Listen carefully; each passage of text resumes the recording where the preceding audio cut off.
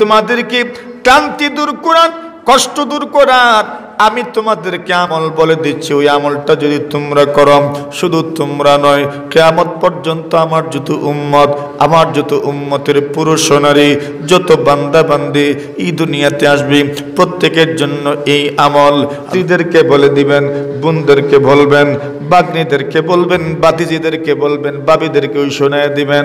এই আমল যেন হওয়ার সময় যদি কেউ পড়তে পারেন, সারাদিনের কষ্ট আল্লাহ পাক দূর করে দিবেন। আল্লাহর পয়গম্বর বলেন, যখন রাতে বিছানায় যাইবা তখন 33 বার পড়বা সুবহানাল্লাহ, 33 বার পড়বেন আলহামদুলিল্লাহ, 34 বার পড়বেন আল্লাহু আকবার। বুখারী শরীফের রিওয়ায়াত। আল্লাহর নবী বলেন, যখন বিছানায় যাইবেন, ঘুমাইতে যাইবেন, 33 বার সুবহানাল্লাহ, 33 বার আলহামদুলিল্লাহ, 34 বার আল্লাহু আকবার। আল্লাহর নবী বলেন, কেউ যদি এই তাসবিহগুলোর উপর আমল করতে পারে, আল্লাহর নবী বলেন, সারা দিনের যত কষ্ট, যত পরিশ্রম আল্লাহ তাআলা এই তাসবিহের বরকতে দূর করে দিবেন। তাহলে শুধু সওয়াব হয় না, দুনিয়ার ফায়দাও আছে না নাই? জোরে বলেন, দুনিয়ার ফায়দাও আছে। কেউ যদি মনোযোগ সহকারে পড়বেন ইনশাআল্লাহ, আজকে রাত্রে থেকেই শুরু ইনশাআল্লাহ।